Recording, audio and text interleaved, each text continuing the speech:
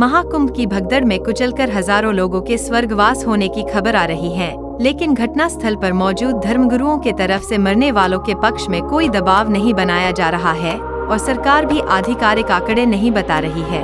इस पर सिर्फ शंकराचार्य अविमुक्तेश्वरानंद ने सनातनियों की मौत पर बयानबाजी कर दी। प्रशासन के खिलाफ आवाज उठा दी तो उनको मौत की धमकी मिलना शुरू हो गई। उनका सर काटने पर 1 करोड़ की पेशकश की गई।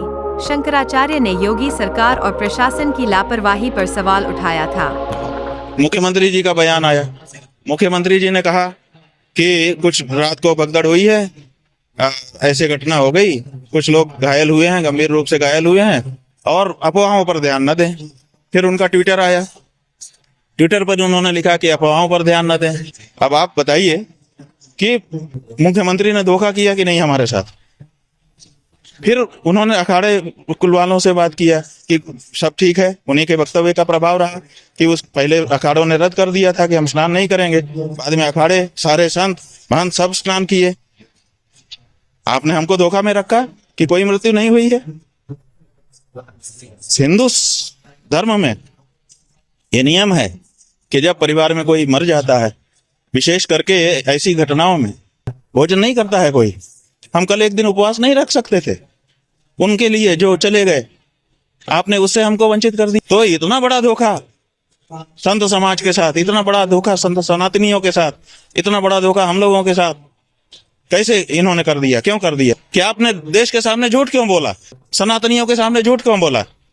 झूठा मुख्यमंत्री, क्या कारण है? क्यों इतनी बड़ी जब घटना हो गई थी तो आप क्यों छुपा रहे थे? तो इस बात की पीड़ा ज्यादा है कि जो घटना हुई वो तो हो गई, लेकिन इन्होंने उसको छुपाने का प्रयास किया। एक टीवी चैनल को दिए इंटरव्यू में खुद शंकराचार्य ने इस बात का खुलासा भी किया है।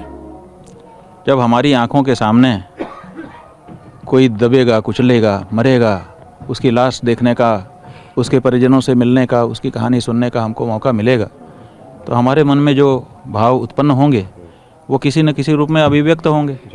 कई पोस्ट ऐसी आई है जिनमें कहा जा रहा है कि इनको जान से मार दिया जाए। कोई 1 करोड़ रुपए की हमारा सिर काट लेने के लिए इनाम रख रहा है। तो हम व्यक्तिगत रूप से हम ना तो किसी से डरे हैं और ना डर रहे हैं और न कोई किसी से सुरक्षा की मांग कर। आखिर शंकराचार्य अविमुक्तेश्वरानंद ने तो सच कहा, धर्म को सत्ता से ऊपर रखा। फिर मुख्यमंत्री आदित्यनाथ योगी को घबराने की क्या जरूरत है? खबरों के अनुसार योगी प्रधानमंत्री के रेस में सबसे आगे हैं। ऐसे में अमित शाह उनकी छवि को जगजाहिर करना चाहते हैं। इसीलिए कुछ बड़े मीडिया चैनलों में योगी के खिलाफ जमकर खबरें दिखाई जा रही है। यानी कुंभ के बहाने सत्य और सत्ता की लड़ाई इन दिनों जारी है। ब्यूरो रिपोर्ट के साथ मुबारक शेख, मुंबई सहारा न्यूज़।